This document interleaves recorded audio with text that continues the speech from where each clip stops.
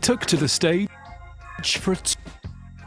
stage for a 2-hour speech, which many say sets the stage for his big return. At the exact same spot where his presidential bid back in 2002, Brazil's former leader Luiz Inácio Lula da Silva took aim at the policies and the COVID-19 response of Jair Bolsonaro, the man he's rumoured to be eager to unseat. Este país não tem governo. Este país não cuida da economia.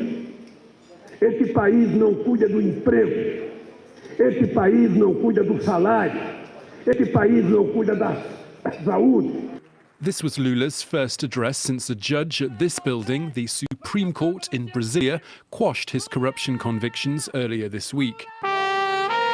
Lula's supporters were out to trumpet his innocence, but the current president said the court should rethink its decision, adding that the leftist administration was nothing other than a catastrophe. The case against Lula was dismissed on a technicality, meaning that he can run for office now once again, should he wish to. Que a minha cabeça não tem tempo para pensar em candidatura em 2022. Quando chegar o momento de discutir em 2022, nós vamos ter imenso prazer de anunciar ao Brasil que nós estamos pensando em 2022. Some, though, are already looking into Brazil's political crystal ball. A new opinion poll suggests that Lula and his arch-rival Bolsonaro would have the support needed to reach a second-round face-off at next year's ballot.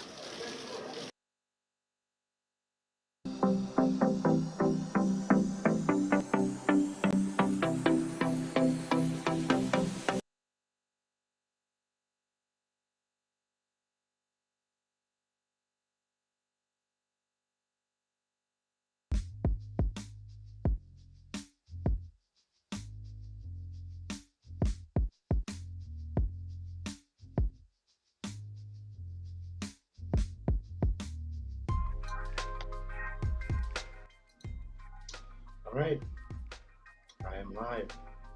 I'm local. I am broadcasting from my one-bedroom, one-bathroom apartment. This is TJRS, the John Ross Show, live on Twitter, YouTube, on Twitch, and YouTube. And for the maybe certain nights, I'll be broadcasting from Twitch, Twitter and YouTube. I'll be starting to feel the effects of the streaming world.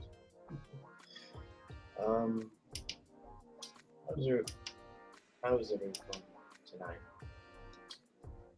Because it is it's an interesting night. And, personally, for me, there we go. Having a little streaming and having some microphone issues. And, well, one day for me. Hopefully one day for you. So,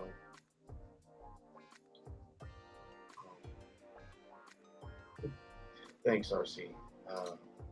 RC Roberts of Loki and shared the stream on Facebook, so props to you. Anyway, also RC Roberts is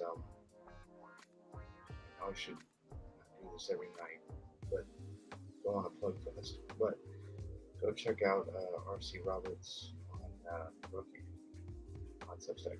Anyway, I have already flubbed my intro, and I only taken one day off, and I'm starting to feel the Stephen Crowder nervousness as it is.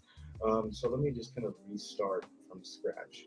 Hello, this is TJRS, the John Ross Show, broadcasting from my one-bedroom, one-bathroom apartment in the heart of the heartland, as I call it, downtown Kansas City, Missouri, USA. And what you just saw was a clip courtesy of France24. Oh, before I get into that, just broadcasting on YouTube, Twitch, and for certain nights, we'll be broadcasting live on Twitter and Facebook through my personal social media pages. You can follow me and you can like and subscribe. Just hoping to get a bigger audience. Hopefully, trying to get a bigger audience, and that was me grabbing for water. So, so what's going on? No, I'll save plugs for later. I usually do the whole thing, announcements and plugs and whatnot, but I'll save those for later. So what you just saw in the intro video, I shall say, was a France24 clip documenting the return of Brazilian President Lula da Silva, who has been cleared of all charges relating to alleged corruption in Brazil, and he is free to challenge Jair Bolsonaro for what I'd call re-election as president in 2022. And long pause, because I'm starting to feel the flow of my next sentence. Some days are just better for me to just come on here and just shoot the stuff in a funny way, don't you think? So yeah, Lula is able to run, as I just said, and that is great. That is brilliant. That is wonderful, because now Brazil will get its doing court with that corrupt, dare I say, fascist Jair Bolsonaro. I'm actually gonna close out of Facebook. I'm watching the stream. I was actually had my personal Facebook open just to see if it was streaming live on Facebook, on the social media. But assuming that it is, and that people are really watching, you can comment in the chat below. I'll just throw this up here. Yeah. So just throw your comments, your questions, your views with caution in the chat below. And of course, I will display this. I am live. Please like and subscribe. But I'm doing the Twitch thing again, doing the plug thing again. So how about we do this? How about we just show a few more Lula videos? Because I'm feeling like this should be a video-heavy show tonight. And, mainly because I just don't feel like talking, which is weird. But I should be talking I should be talking all night, every night when I do this stream. And take less vacations, because I know I did that yesterday. Or days off, rather, not vacations. I took 2 different 2 week vacations, and I came back because I needed to breathe it. Let's see. Share the source. I love free flow days. Let's see. More Lula videos.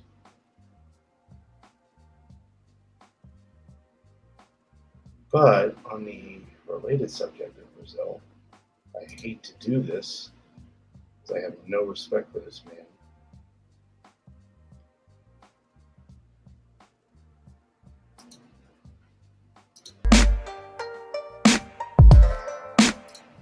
Do we want to do this now? We were going to do it in the post game. Let's do it now. I think you should Why do not? it now, yeah. Okay. And this is partially what I'm talking about here. This is relevant. I don't actually talk about Jador much on this show. I talked about him once a couple months ago because he was passive aggressively saying some stuff about a panel I was on, and someone brought this video to my attention though, and I'm stunned, honestly, because I would at least want to give Jimmy credit. I've seen him saying, "Hey, well, you should question the official he says question the official narrative in Syria in ways that are totally wrong, stupid, conspiratorial, and overlook war crimes." But I don't know, overlook official narratives in Venezuela, which for all my immense criticisms of Maduro, I think is extremely important. We always need to look at the U.S. hand in Venezuela and, of course, in attacking the left across Latin America. I haven't seen Jimmy say anything about Brazil, but apparently he put this video out a year ago. If you notice something, this video starts in the middle of basically an infomercial for the lawyers who did the car wash investigation, which ended with Lula being put in prison. Let's play this. Lava Jato, it's okay for no corruption. Lava Jato has become a work of art itself, with broad support of the public. Lava Jato bumper stickers are everywhere. Judge Moro has become a folk hero, and Delton has a best-selling book on the operation. I wrote this book to say that we are not heroes in this case, and car wash case is only the first step. Lava Jato is an attitude in Brazil now. It's a ray of hope, and it's an example for young prosecutors, young judges, that they can make difference. We hope that we have success in the legal procedures, but the success of changing the mindset is already happening. We live in a window of opportunity for changes, and we are committed to use any chance, any possibility to make things better in Brazil. And doing so is a matter that is up to everybody.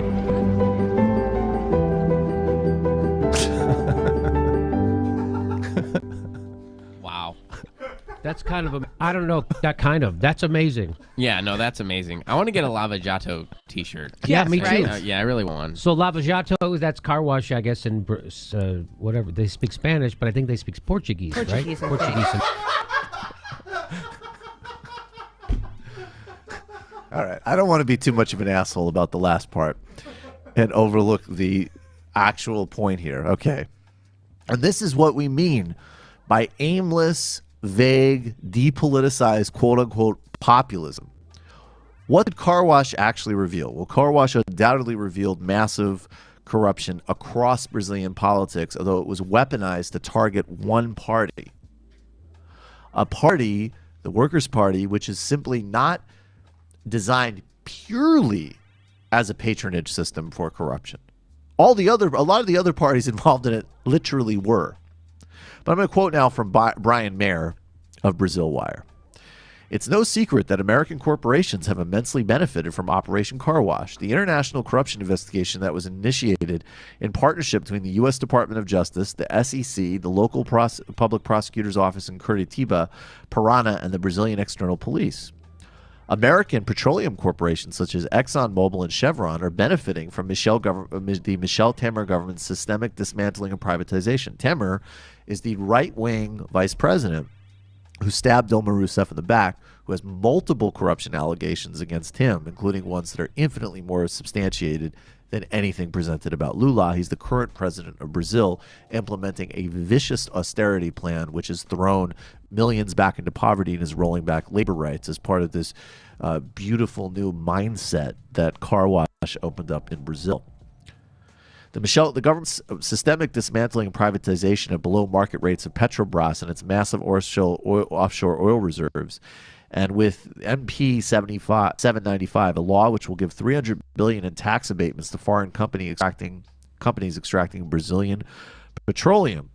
Then goes on to talk about how Boeing and other companies benefit from this and how this connects to Hillary Clinton's support for the 2009 coup in Honduras. So that judge, Sergio Moro, who had the soft music under him in the clip, has been actually publicly castigated for leaking multiple recordings in an attempt to embarrass Worker Party members in illegally. Not supposed to do this outside of his remit. Several months ago, when one regional court judge ordered that Lula be released from prison, Sergio Moro refused to comply with the order in another act of illegality. Last weekend, he released another tape recording in an effort to hurt the Workers' Party, which now, as we know, is literally the only choice between fascism and democracy in Brazil. But I guess it's part of this new beautiful mindset. Briefly more from Brian Mayer. The following timeline is meant to further public understanding and relationship between the U.S. Department of Justice to 2016 and the political imprisonment of Luis Inácio Lula da Silva, which, as Glenn Greenwald points out, was obviously done to prevent him from running for the presidency this year, in a situation in which he is still the frontrunner in spite of being held in solitary confinement and illegally prevented from giving interviews for the past 4 months. So, my fucking suggestion is that you do a little bit of fucking area research. And you read a little bit about how actually Operation Car Wash was part of a right-wing fucking plan and strategy leveraged to defeat social democracy and labor unions and create a political prisoner in fucking Brazil. Or, I don't know, maybe we just want to be useful idiots for fascists globally. Yeah, I would suggest that if someone's... I mean, not that fighting corruption's a bad thing, but if someone's suggesting that their fighting corruption is going to make life better for the average person on the street, and they're not talking anything about redistribution or things like that, then they're probably not somebody you should just trust because they have... What is corruption? Exactly. Well, it's like, well, that's the question. Is like whenever you hear somebody talk about these kind of like general concepts, like, you know, justice in the abstract, like the question you have to ask is justice for whom? And it's very clear who this service of justice has been benefiting, which has been the right wing, American corporations, and people who are political enemies of Lula.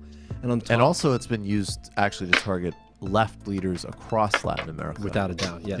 Yeah. No, I mean, you know, these things are definitely very targeted, and it's something that's, you know, we really need to make sure, especially people who are claim to be on the left, to be a little bit smarter about that, because this is something that has been used historically across the board, these kind of bold claims for these universal values or these, you know, systematic understandings, like we don't see these things as individual. Well, no, there are power structures behind all of these things, and it's important to recognize what is motivating, what is making these movements happen. And clearly what we can see in Brazil is that, you know, a popular democratically elected leader and then someone who's leading in the polls was prevented from taking power to give an opportunity to the right wing, which threw the entire Workers' Party into complete disarray. Right, and look, and if you want to have a left critique of the Workers' Party, it's one of, you know, demobilization of their base and of making arrangements with existing corrupt orders, which is the fundamental problem of any oligarchic capitalist society. But this populism that has these generalized moral statements and vague complaints will be harnessed by the right wing. We literally see this in Italy. The Five Star Movement was a populist party, not left, not right. It had a fusion of some elements of pro-labor, environmental, anti-corporate order, with some willingness to be very reactionary and racist on issues of immigration. They've partnered with the Northern League, a full fascist party, and guess who runs that show? Guess who's relevant in that government? That's how this shit works. And you listen to this soft music and all this nonsense. The upshot of that investigation is austerity, the selective use of corruption prosecutions, and paving a way for a guy who says the problem with the military dictatorship was that they tortured too many people and didn't kill enough. Yeah. While you're off just like, yeah, it's fucking corruption.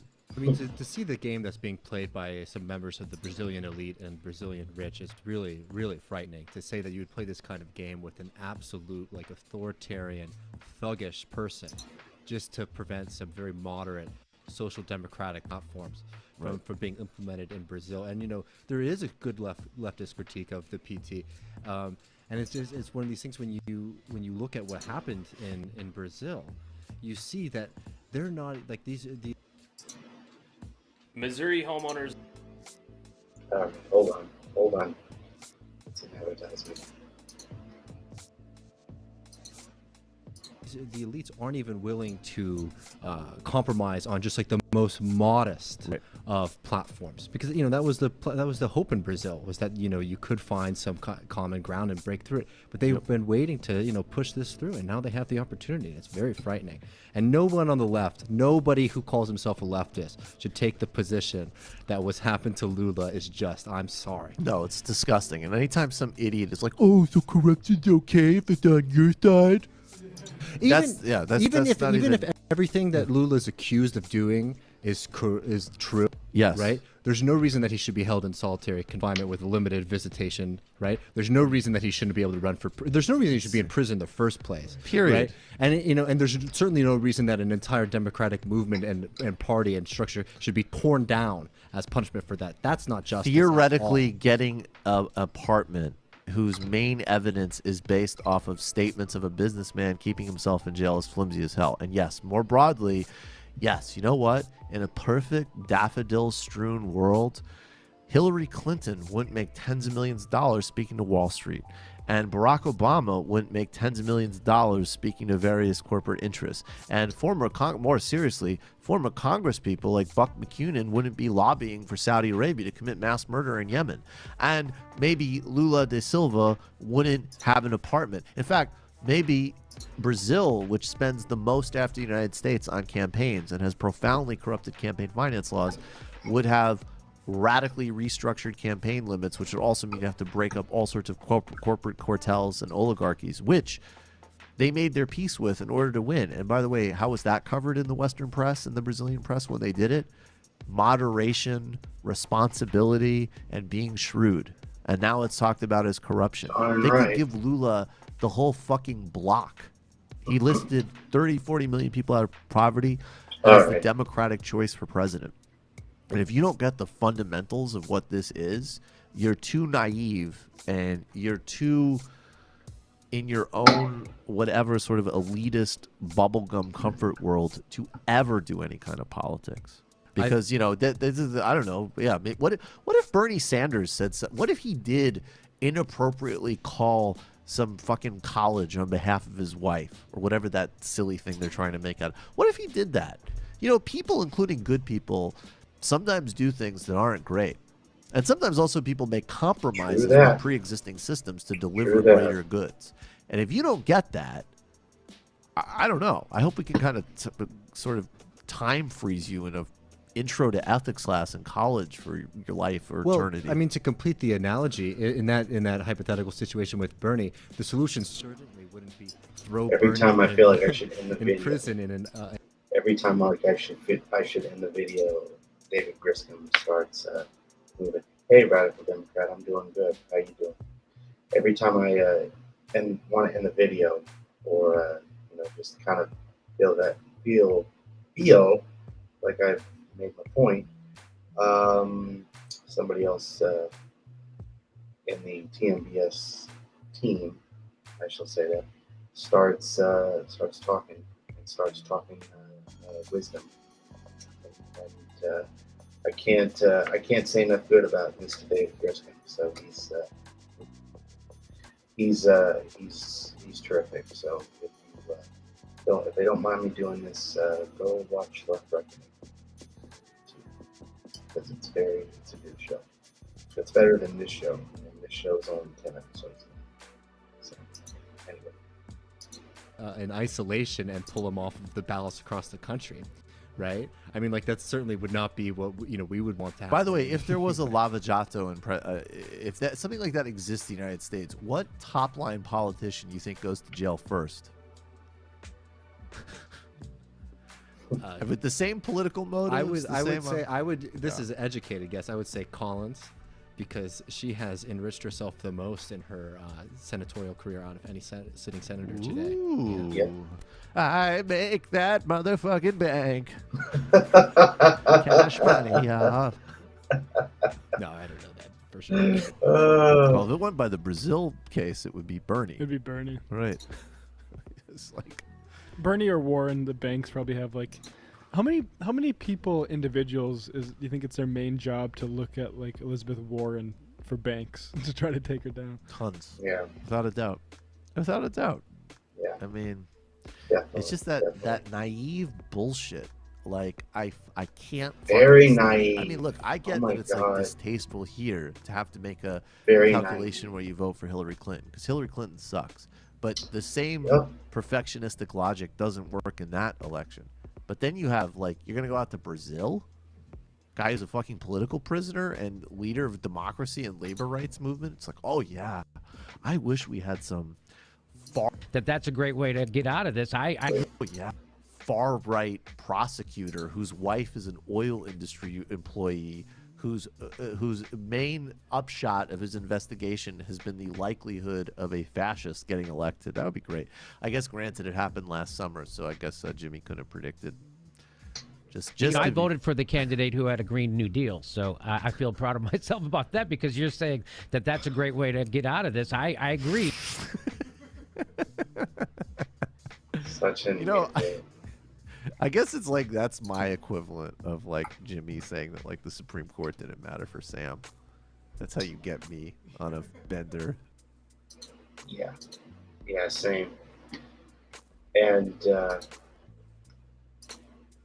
man, to be quite honest, I could tell you like 50,000 things that I do not like about Jimmy Dore.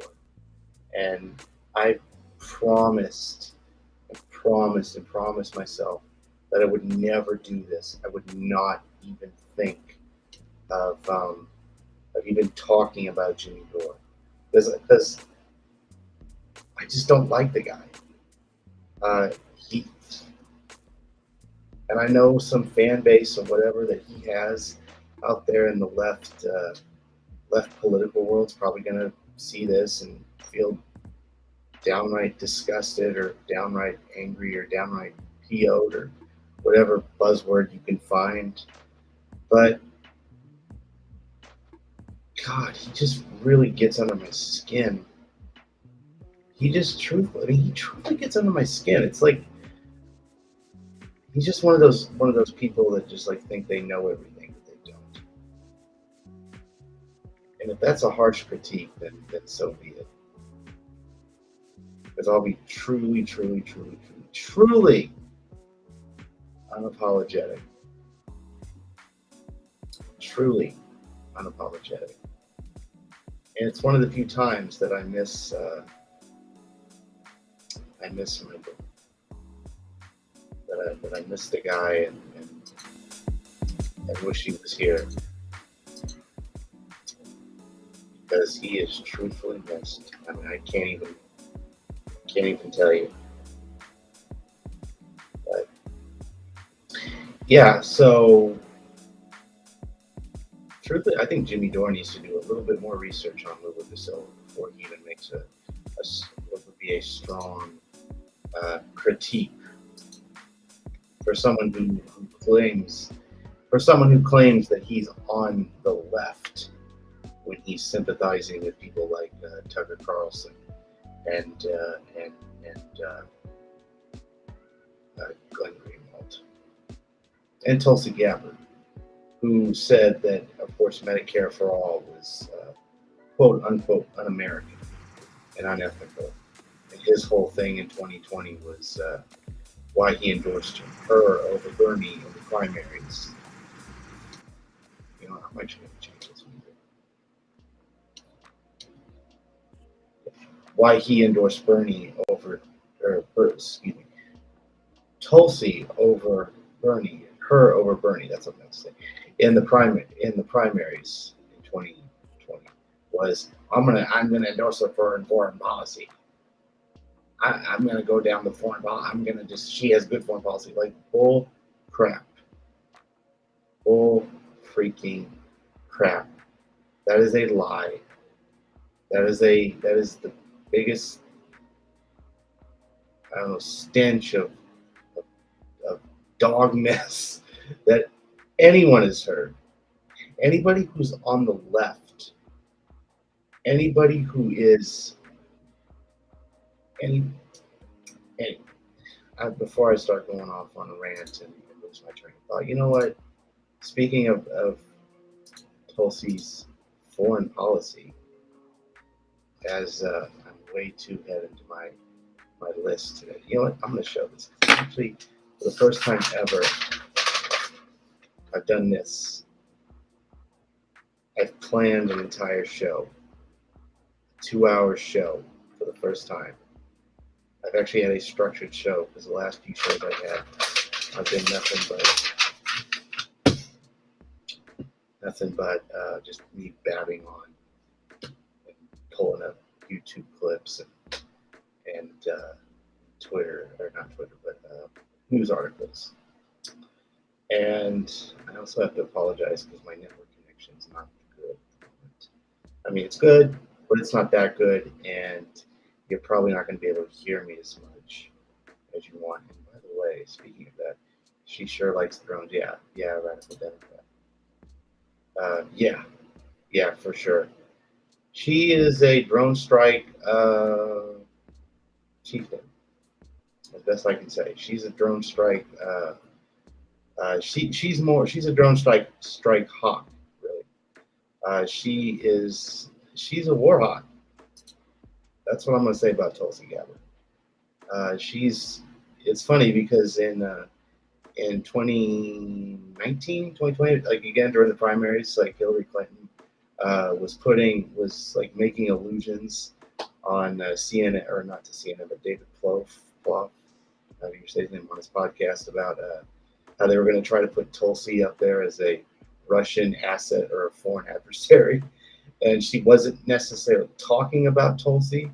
She didn't actually mention Tulsi by name, but she was alluding to Tulsi Gabbard. And Tulsi responded, and she was like, "Yeah, well, Hillary Clinton is with the Wall Street. She's with the corporate Americans. She gets the big. She can't give a speech without big banks." And I'm starting to trail off and flood my lines because I knew this was going to happen. But you get what I'm saying, right? You get what I'm saying. The people who will hopefully watch this after it's over.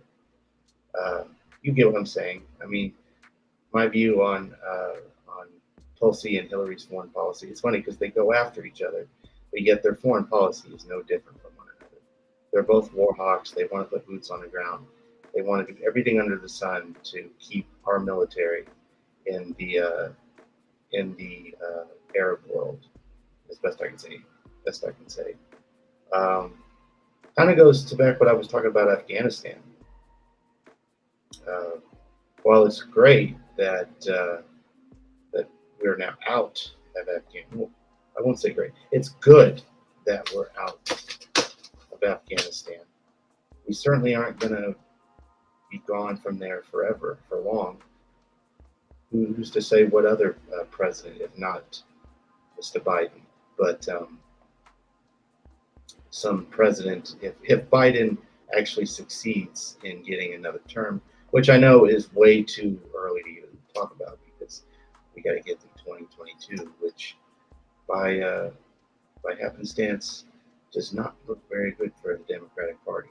When I say the Democrats, I mean the establishment, the mainstream corporate candidate Democrats.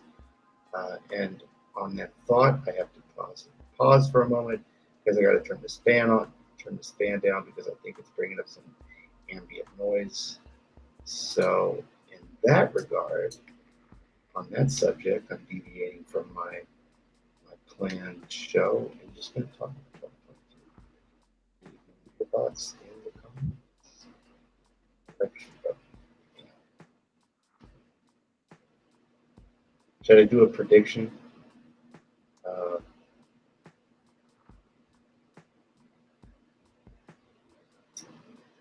Yeah, why not? Why not CBS? I have to unfortunately do mainstream media myself. As you know, clips are hard to come by.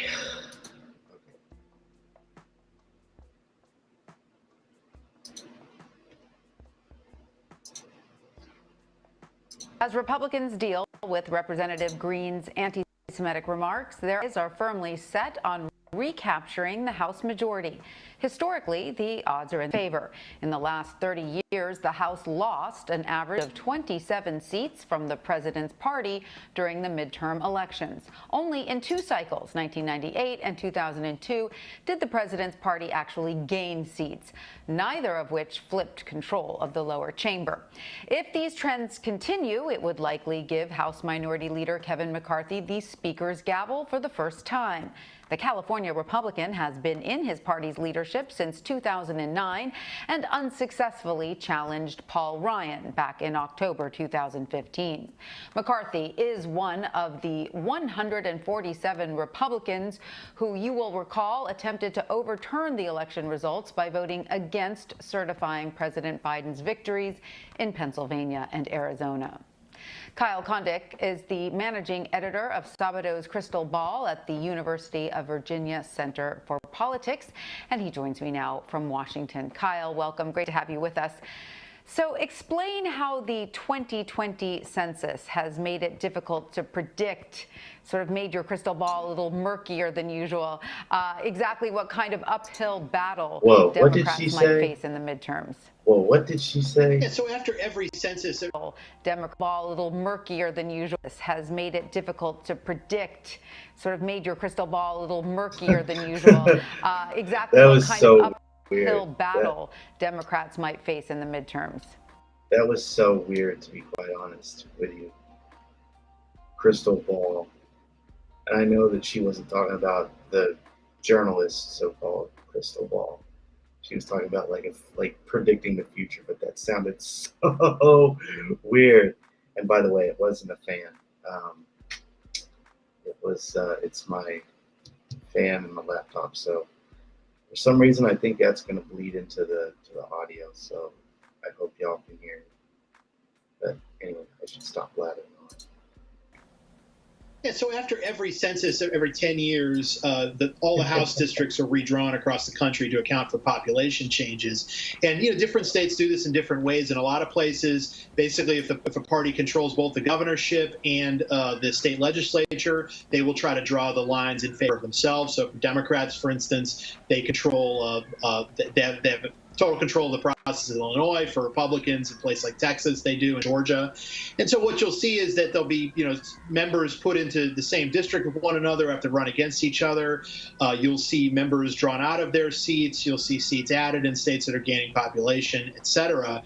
But what's happened this time is that the census has been delayed, and so the states are not going to get the kind of granular data they need to draw these districts until it sounds like August or September, which has sort of delayed the redistricting process across the country. We know from history, and you were just talking about it, that the president's party almost always loses ground in midterm elections in the House, and the Republicans only need to net 5 seats to win the House next year, and so you'd expect them to be favored to do that, but the actual battlefield is still a mystery because of the changing districts, and the new maps aren't going to be out until later this year or even into 2022.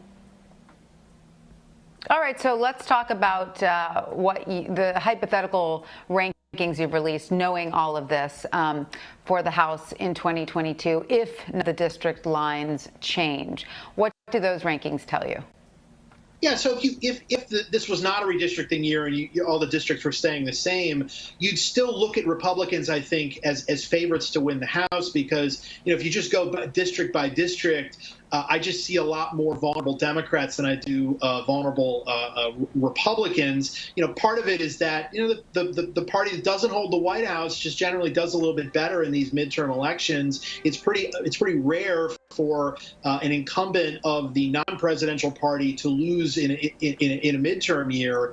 And so, we came up with our own ratings. We had 19 Democrats as toss-ups, and we had 2 Republicans as toss-ups. Toss-ups in our ratings doesn't mean that someone's guaranteed to lose, but it does mean we see them as pretty vulnerable. So again, even if no district lines were changing, I think Democrats would still be in trouble in the House. And if you actually look at the exchange of seats going on, and states losing seats, the states gain seats, and then also who controls redistricting in which state, we and many others expect the Republicans to ultimately have an advantage on balance in that process, which combined with the usual midterm penalty for the president's party, I think makes it hard for Democrats in the House. Not impossible, but hard.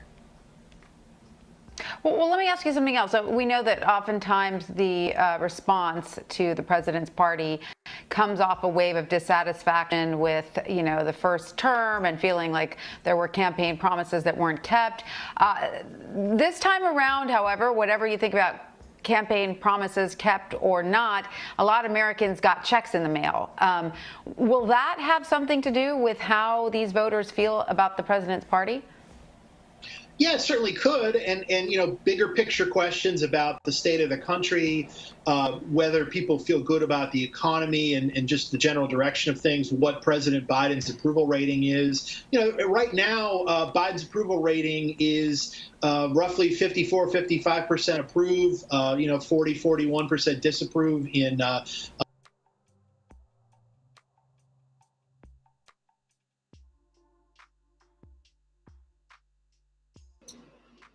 That's debatable. That is totally debatable. And to not lose that much in the percent approve, is, right now, Biden's approval rating is roughly 54-55% approve, 40-41% disapprove in the polling averages. yeah, I think those poll numbers probably should be flipped. I'm just going to say it. Those polling numbers should obviously be flipped. Because he's not doing too well. I mean, I've said it before. I mean, I'll say it again. He's not doing so well. And I'm speaking as a guy on the left.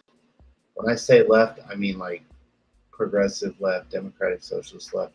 You know what I'm talking about. Bernie Sanders, Medicare for all loving, AOC obsessed, Green New Deal like him, progressive. Just, he's not, he calls himself a progressive. That's another thing. Biden is consistently using this term progressive to call him that, to call himself that, and his administration. And it's just not working. It's not cutting out. It's not going to cut it. It's just, I don't mean to get on a rant here, but like, dude, you can see right through that. And I don't want you to be like, oh, but you support Biden. You hold, you vote for. Yeah, I held my nose and I voted for him because obviously, I didn't want to know who, the Orange Menace, as I call him, to be reelected president. But that doesn't mean that if he got in, that he was all of a sudden going to change and see the right way of things. No, he's a freaking corporate Democrat. He's a corporate politician, among many words I could use. And same goes for Kamala. Same goes for both of them. And again, I'm speaking to a guy as a guy on the left, to a guy as a guy on the left. That's what I'm saying. Oh. Yeah, I need to stop breathing. I need to stop breathing into the mic. There's my sense of humor. There's my sense of humor tonight. Oh, great. It's finally over.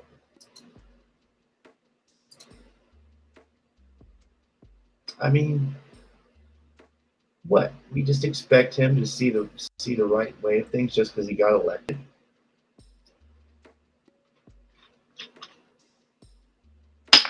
I don't even know what else to say. So, straight away from the Lula conversation into to the Biden presidency.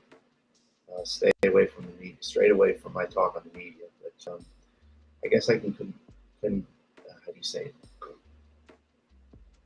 Condense and say it. My mind's so friggin' lost tonight. Let's see. I was gonna say something. I was gonna do something, and my mind.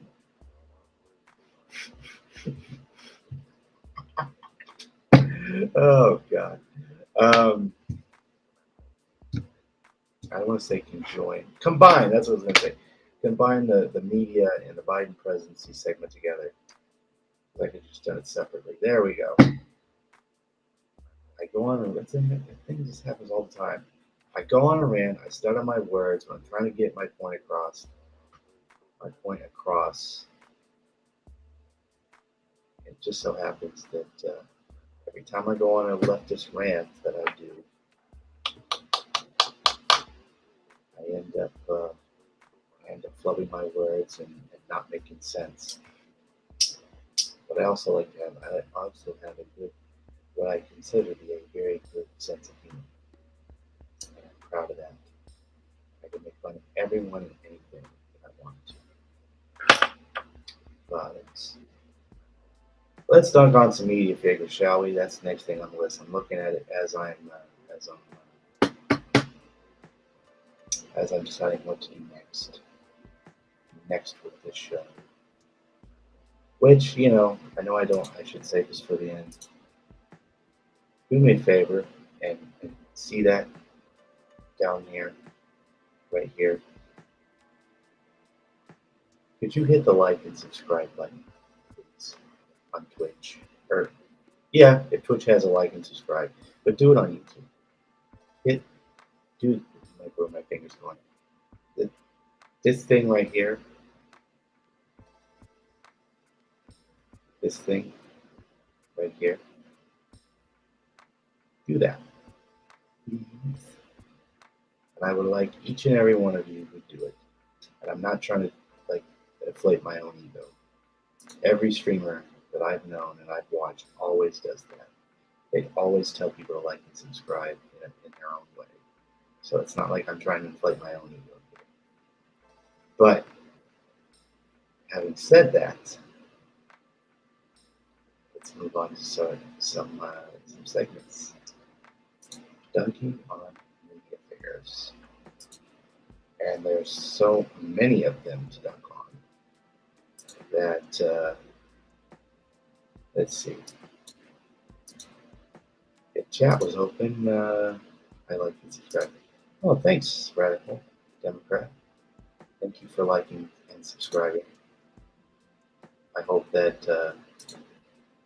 do good with the show. Again, this is only my 10th episode, so I've done 9 episodes, and so far they've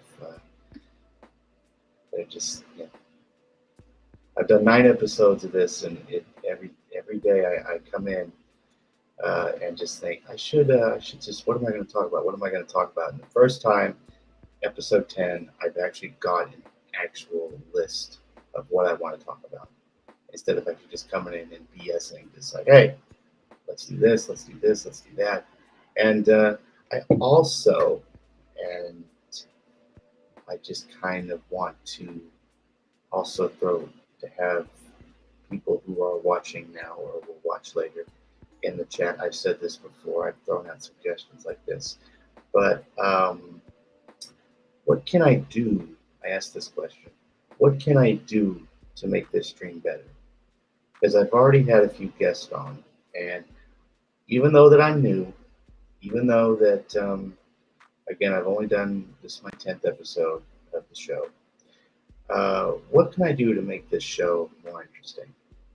I'll ask that question flat out. What can I do to make this show more interesting? And if you wouldn't mind throwing some suggestions in the chat there, if you're watching on YouTube and Twitch and even on Facebook and Twitter tonight, because I will be streaming on certain nights, not every night, but certain nights, unless something really, really bad happens, which I hope not, and I have to like stream on all the platforms 25/7. But yeah, just if you want to throw your suggestions in the chat, what to do to make TJRS better after 10 long episodes. Not that long. Anyway, let's do some dunking. I feel like it's a Dunkin' night. Let's do some fair Dunkin'. No, not Dunkin' Donuts. Although I love Dunkin' Donuts. can't find a Dunkin' Donuts here in Kansas City. At least not where I live. We got a Lamar's Donuts though, which is nice. It's local and it's a good place. Although I had a quick trip donut tonight or this morning. Or I didn't know. I had a donut and then I had a cinnamon roll. It was good. I mean, it was real good. So, yeah, dunking on people. That's a good thing. Just dunking on people. What do you mean by dunking? Like, of course, you know, this is the most notable.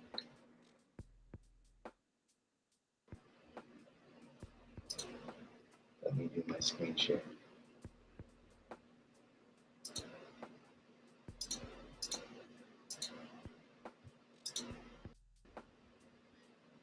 This guy is the most notable guy on left in the left ecosphere, who is just the easiest person to dunk on, whether you love him or hate him. And of course, I hate him. And I know that's a strong word to use, but I'm telling you, this guy is just the most easiest guy to dunk on. And when I say dunking on media figures, he's like the easiest media figure in the world in progressive left media to dunk on. It's just so interesting anyway.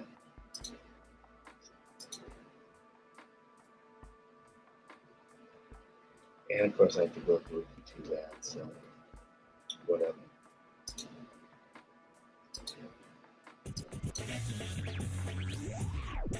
All right, so look, folks, for all the it is funny and or whatever, necessarily answer anything.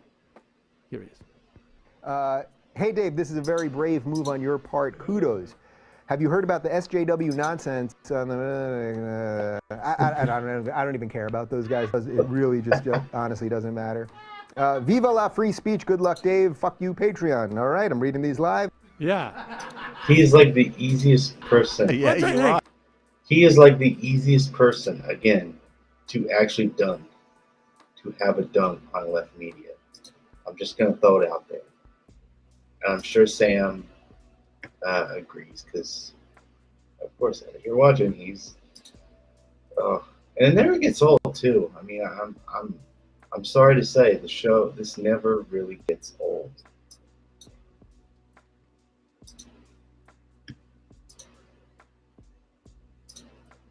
Sounds good so far. And if you heard it, what was he? Space, Dave. What it's saying and not answer it. Why don't you just run to your safe space, Dave? No, what it's saying and not answer it. Why don't you just run to your safe space, Dave? No kidding.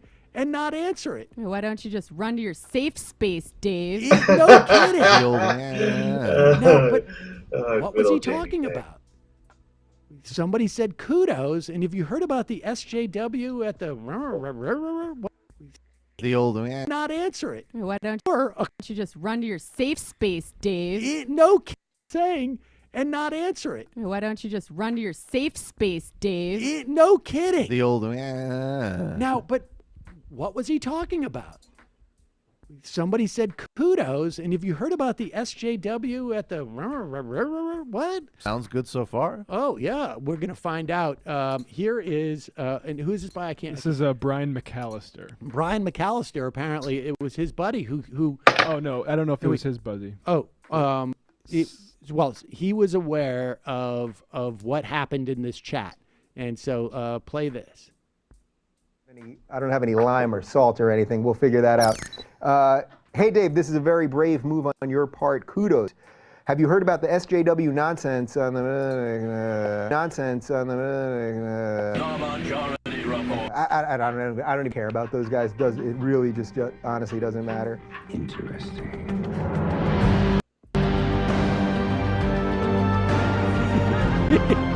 Competition would start kicking in.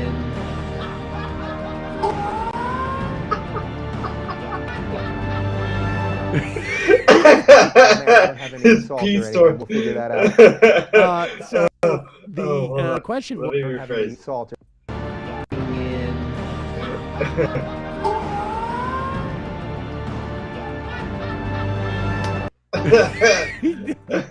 His pee stored in the balls. Oh, that was too. Oh, that's the best. That's one of the best things ever, man. It's so awesome. Oh man, I don't have any salt or anything. We'll figure that out. So the question was, have you heard about those? Hey, Dave, have you a very brave move on your part? Kudos. Have you heard about the SJW nonsense on the Majority Report where they keep challenging you to a debate? Should have Sam on and totally destroy him in the battle of ideas. Proceeds could go to charity. Ideas.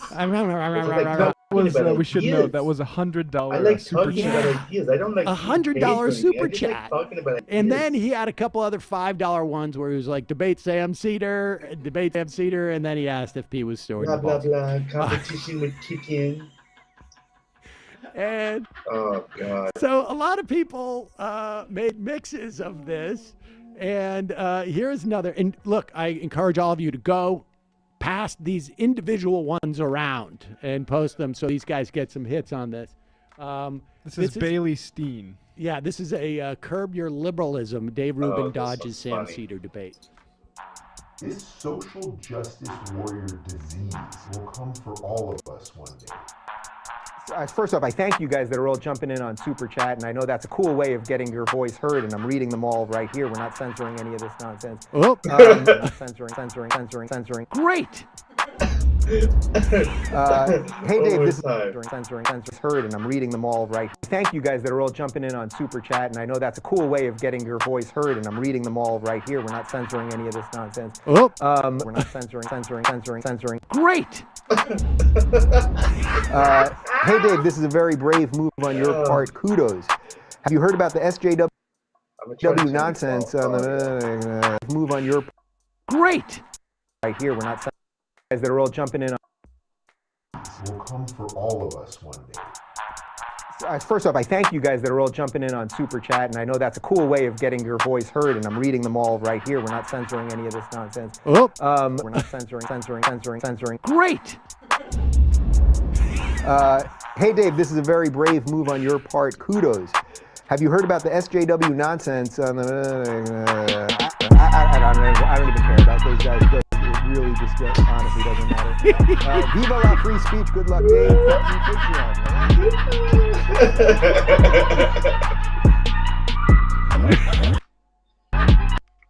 Honestly doesn't matter. Viva la free speech. Good luck, Dave. Patreon.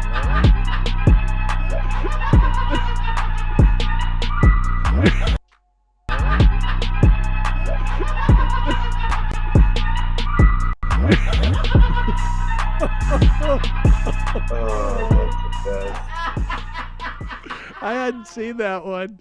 That was good. Give him the third one. All right, let's do the third Let's just do one. the third one. Oh, this is a Work of art. Viva la free speech. The ones that are made. I didn't watch. And it's like, I didn't there's all read these it. people that seemingly don't like me in this comment section. And I don't care if you don't like me. I actually don't. But what I would say to you is, what are you doing with your life? Get off this channel. What are you doing? If you don't like me, go find something to do. Let me play a sad song for you on the world's smallest violin. It's a lot. Oh my god. Consider the Lobster Man. Oh my god. It's a crab, mind you. Good work, hey, everybody. all right. Good work. I would Really I good would work. send Dave some very polite. I always say be polite to people. Don't be insulting. Absolutely. But be polite. Be straight up. But I would ask some very good follow-up questions about this to him on all. You have actually a real debate. To see him be.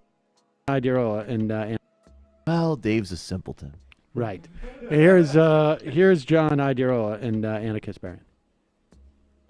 If you support Bolsonaro and can't pronounce Bolsonaro, don't talk about politics, okay? I think that's pretty safe.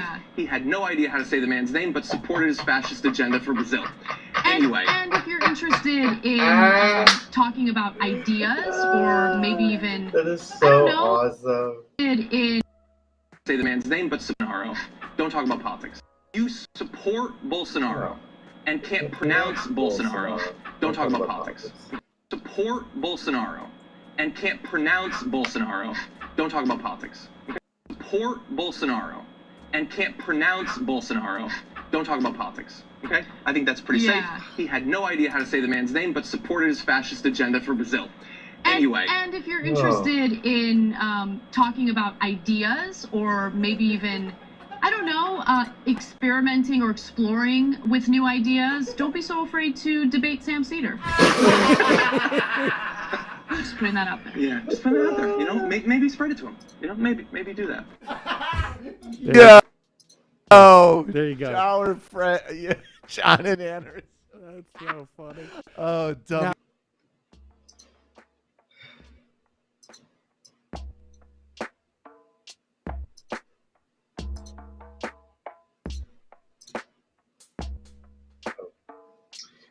It's just one of those days, man, where I just miss Michael Brooks every day.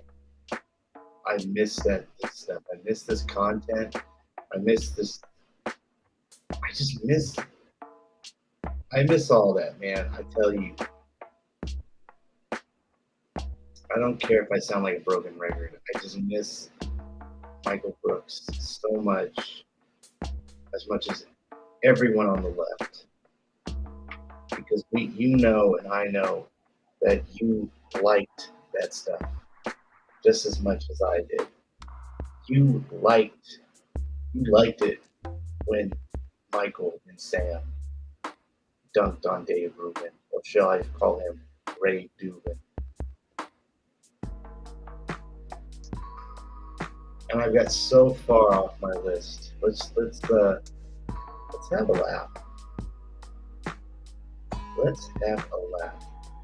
And I think so now we can definitely do staying on the topic of Michael Brooks and TMBS and Sam Cedar.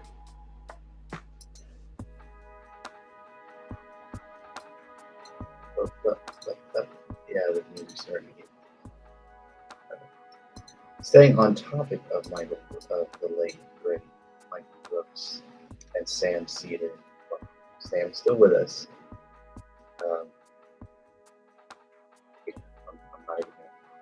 I'm not even going to do that tonight. So,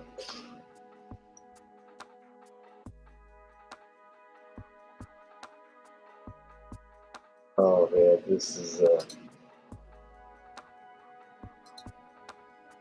and here's the thing. I'm not even gonna like pause in between the clips with this one. This one is this TMBS clip is 15 minutes long, and I guarantee you it's not boring at all. Like, it is not boring. Weird lighting issues. I need to get better lighting for my show. It's that's why I'm moving around so much, because I feel like I can't see anything. I can't see my face. So maybe because I've got this going on. Yeah, I can't see my face. I mean, I can see my face, but it's just like I can't really it's like I can't really see my. Maybe it's because I got the hat on. But I mean, the hat's working. The hat is so working. Tell me if the hat works. I like wearing the hat.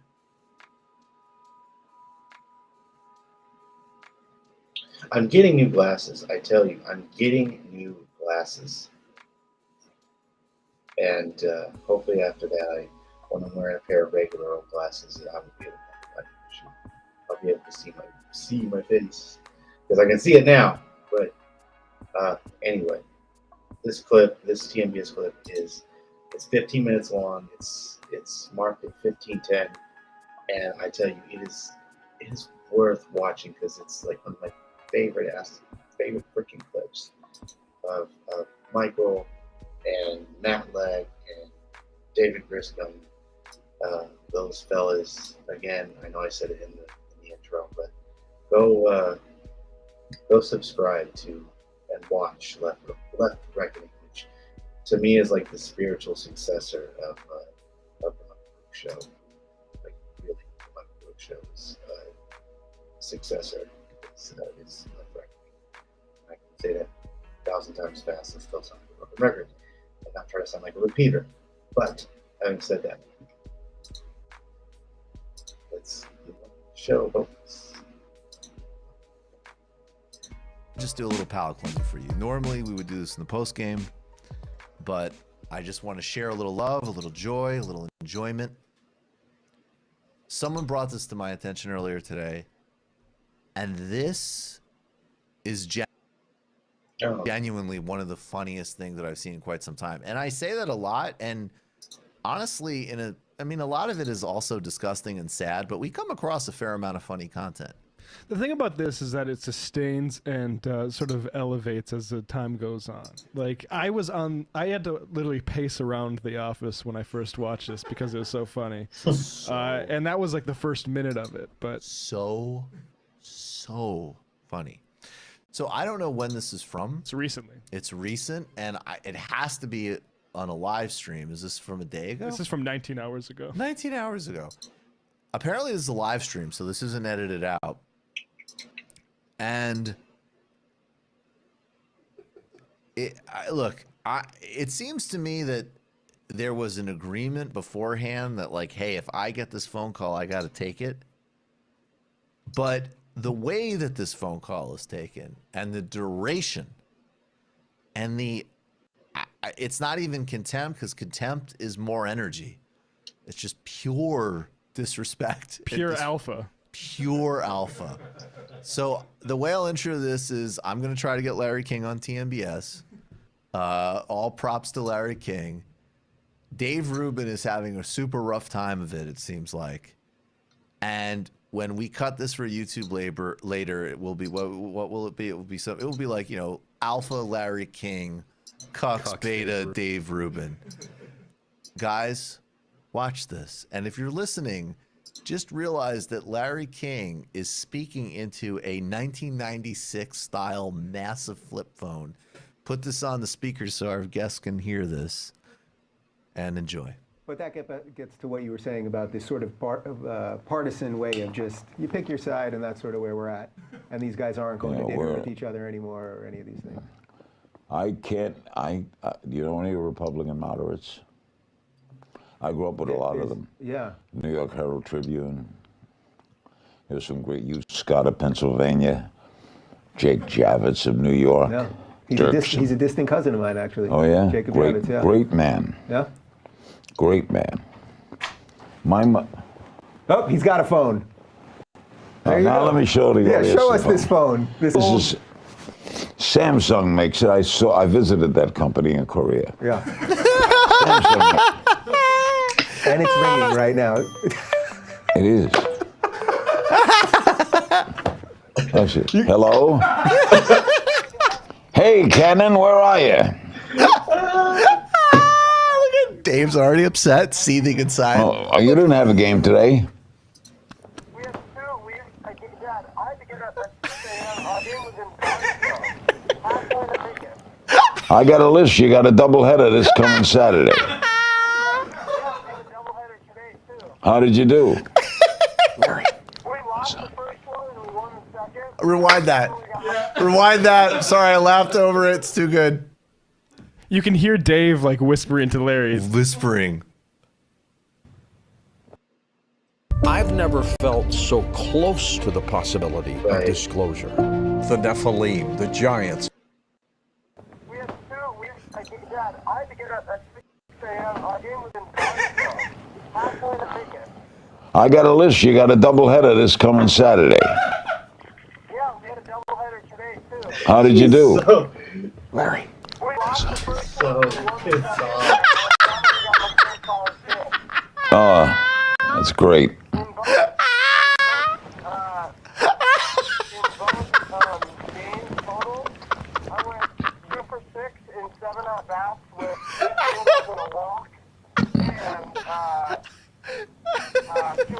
That's a 333 batting average, Cannon.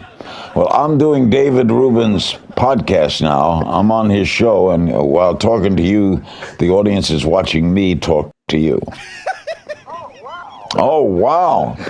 Cannon, you're a starter, so you could do 10 minutes when you open the refrigerator. He wants to do his own podcast. I'll bring him in. He's We'll going to be make it 20 happen. years old. I'll bring him here. He's a great kid. All right, Ken, when am I going to see you? Tonight I'm tied up. Tomorrow I got to do that. How about Thursday? How about Friday night? All right. The night before your doubleheader. I'll be at both games. Okay, I'll be there. Pause it. I just have to say, now you think after it's sweet. I think he's talking to his son. He's been enormously rude, and it sounds like his son actually is trying to wrap the call up. Yes. So let's see where this goes now, because you think you can sense Dave's sense of relief coming. You can sense Dave. What I also have, and my guess is that Dave is the type of guy who stupidly grins, but is like seething inside. Yeah. It's like, I'm getting disrespected in my own set. Check this out. Thursday. How about Friday night? All right. The night before your doubleheader. I'll be at both games. Okay, I'll be there. I love you, Cannon. Aw. Okay, talk to you tomorrow. What? What? The Dodgers or no? No, what? The Dodgers got Mookie Betts and David Price. Today? That's great. The Dodgers got Mookie Betts and David Price today. You're breaking news for me, man. He's so mad. That's tremendous. Who did they? Look at his face here. Today? That's great. The Dodgers got Mookie Betts and David Price today. You're breaking news for me, man. That wasn't a real sip of water. And David today? That's great. The Dodgers got Mookie Betts and David Price today. You're breaking news for me, man. That's tremendous. Who did they give up for them? I love how the fact that starts laughing. That's tremendous. Who did they give up for them? That's tremendous. Who did they give up for them? For me, man. That's tremendous. Who did they give up for them?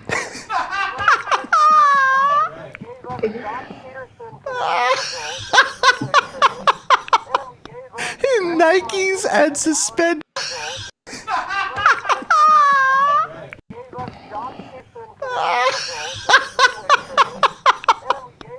Nikes and suspenders, pure disrespect. Oh, that's two pretty good players. Get to my Anakin picture. Alex Verdugo is going to be a star.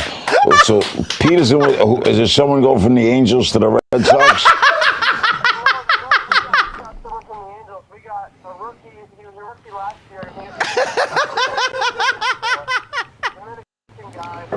Wow. Cannon, you bring me great Dave news. just gave him a sign here. Watch this. Fake up. Let's go. Yeah, let's Wow. go. Come on, Larry. Cannon, you bring me great news. Cannon, you bring me great news. Cannon, you bring me great news. Yeah, let's go. Come Wow. on, Larry. Cannon, you bring me great news. Yeah, let's Wow. go. Come on, Larry. Cannon, you bring me great news. Cannon, you bring me great news. Let's go. Yeah, let's Wow. go. Come on, Larry. Cannon, you bring me great news. That's great, Cannon. Thank you for this, and the audience here thanks you. Better than what we were talking about. He says, tell him anytime. Okay, Cannon, baby, I love you. Talk to you tomorrow. Bye. Well, folks, the Dodgers got Mookie Betts and David Price, and Jock Peterson went to the Angels three-way trade. See, you are a new man. Breaking news. Oh, that's so awesome! That's so fucking awesome! He just Couldn't happen. You know what? I mean, look, to be fair, he's literally explain. You know, he said like there used to be. Yeah, I guess this dumb kid is.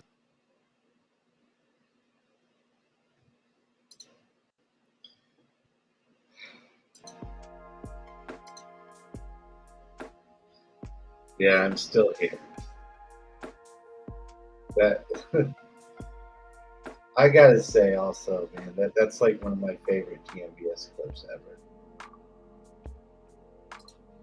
I mean, no joke. I watch that clip like every time, and it's still freaking funny. I mean, still funny.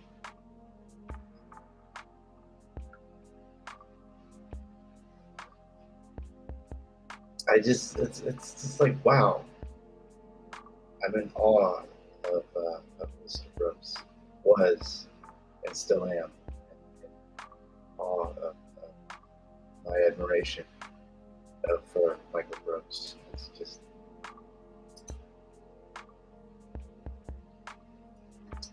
anyway. Let's see. Looking at my notes here, looks like we got a few comments. We took some comments from Radical Democrats. So thanks for the like and subscribe earlier. I appreciate that. I really do. Also, a new feature that I'm going to be debuting. I had it in my notes, but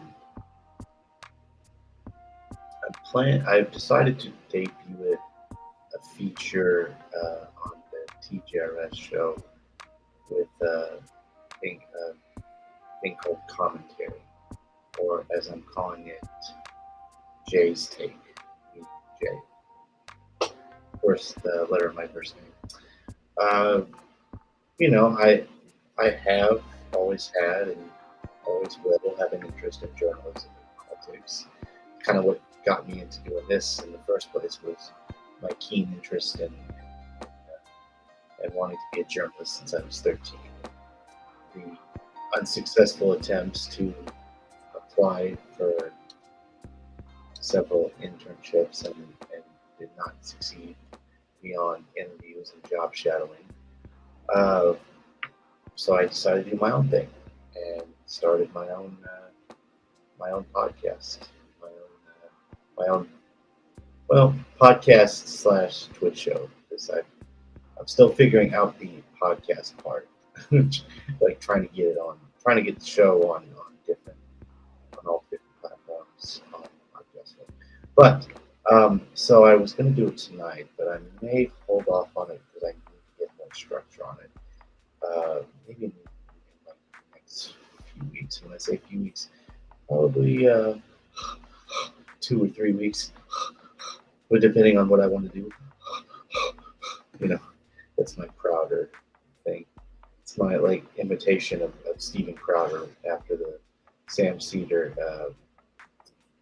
H3H3 Ethan Klein podcast debate interview where Crowder is like holding his hands together like he's so nervous and he's breathing so heavily because he's nervous, and it's like I just think we can change my mind. It's just I should look at that too. And another thing I'm going to try to improve is end on time. So tonight I'm gonna probably do this one last time and end an hour early. But I will, starting next week, I'm going to try to do the show on time and then end on time. I'm trying to get better at doing this. I do apologize for not being here on days when I said that I would. It's just, life gets busy, issues come up, and makes me not want to do it, even though I know that I want to and I should. So yeah, the first commentary, or the first Jay's Take, or whatever you want to call it, I'm just going to say commentary. It's going to we'll probably do a few potential different names before I decide on the final one. So right now, I'm just going to say it's commentary. We'll probably make its debut, if not next week, week after next, so 2 weeks from now. If I'm lucky, I'll do a commentary starting next week. I do one tomorrow, starting tomorrow, but it's the end of the week. So, yeah, it's just it's my way of trying to grow and evolve this show, and not just throw up YouTube clips and read off of news articles, which is good in a way. It's a way to keep myself and the show informed, but it's not what I just have to do all the time. I have to make more structure. So with that, and this I hope will be the last time, maybe not the last time, but next to last time that I get the show an hour early, because I know I'm probably going to do it tomorrow too, because it's Friday. So I hope that this was a good show. I thank Radical Democrat on YouTube for chiming in and for my internet source. I sign off early, and now it just went back to 1 block to 3 blocks. But I thank Radical Democrat on YouTube for hanging out and watching the show and liking and subscribing. I appreciate that very much, very, very much so. So, with that, this is TJRS, the John Ross Show. You can catch every Monday through Friday night, starting at 7 and ending at 9 p.m. Central Time, on YouTube and Twitch, and starting, with tonight, on certain nights, certainly not every night, unless there's something that really bad happens and I become very desperate and just freak out. Just kidding. I will be streaming directly to my social medias to kind of get the bigger audience if necessary. Also watch the Sunday stream with R.C. Roberts of Ferokia Enemy Substack, which you can also subscribe to at 12 p.m. Central Time on Twitch and on YouTube and Twitch, because it says it right there. This week, what are we going to do? I think we're going to do, he's finishing his article on Substack about Castlevania and the Netflix Castlevania series. We talked a little bit about it last Sunday, but the article wasn't finished yet, so it should be out, and I will give it a read myself and take some notes, and have RC on first to talk about the show, talk about that article, and also what's her name? Amy Bell, and shoot, I can't think of her name, but I think it's, as I'm reaching over, as I've gone through anyway, Amy Bell, she has a co-host, and for the life of me, I can't remember I can remember her first name, but not her last name, and I'll just say Amy Bell from These Are Bad Movies is coming on the Sunday stream this coming Sunday, with RC and myself to talk about one, bad flicks with cult followings. Also, maybe talk about how left politics can relate to certain films, if necessary, of course. And should be good. So that is this Sunday on at 12 p.m. Central Time with, again, R.C. Roberts and Ferokia Substack, which everyone who watches the show now and later on, meaning that you'll view it, should go find Ferokia on Substack. And it's, again, I'll just put it up here to where, right there. Hope I spelled it right. F FEROCAANIMI at Substack.com. You should find it and read it. You may even be influenced in a good way. And of course, read me on Substack. Mine is just simple. It's TJRS at substack.com. It's a blog. You know, I don't really use it more or less just to kind of blog my thoughts, which, you know, having said with the commentary, might kind of extend to that as well. So I try to blog at least weekly. If it's kind of hard though, because you have to kind of get some structure and restrict myself into actually coming up with something to talk about in words. But I have a certain style, which is what I'd say call a blunt, in your face, short, sweet, to the point style, without all the this, that, and this. Well, add that too. But anyway, follow me on social media. Twitter is at John Ross 1992. Facebook is my name, John Ross. Twitch is Jonathan Ross. If you're watching on any of these platforms, here you go. I'll be streaming on Twitter and Facebook, at least on occasion, maybe even once a month. There you go. Again, streaming once a month until I become desperate.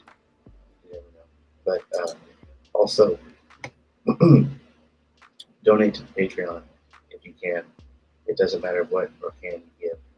You can give whatever you want. And you may have to go and structure that for as well to make it more professional. So yeah, patreon.com/TJRS, capital TJRS. And of course, as Radical Democrat did, so again, thank you. Like and subscribe here on YouTube and Twitch, and well, I guess mainly on YouTube, because you can give a thumbs up and you subscribe. If Twitch does have a like and subscribe like YouTube does, you can do the same. Who knows? You can also like the live videos on Twitch or on Facebook and Twitter. You can see it. Anyway, with that said, I hope you all have a good night. I enjoyed the show, the hour-long show. Again, not tomorrow, but Monday. Hope to start at 7 o'clock sharp and at 9 sharp. And again, thanks to all who sat in the chat and said your opinions, said your comments. Like Radical Democrat, again, thanks for tuning in. Left is best. Rest in power to Michael Brooks. Rest in power to Ed Asner. And I will see you for sure tomorrow evening.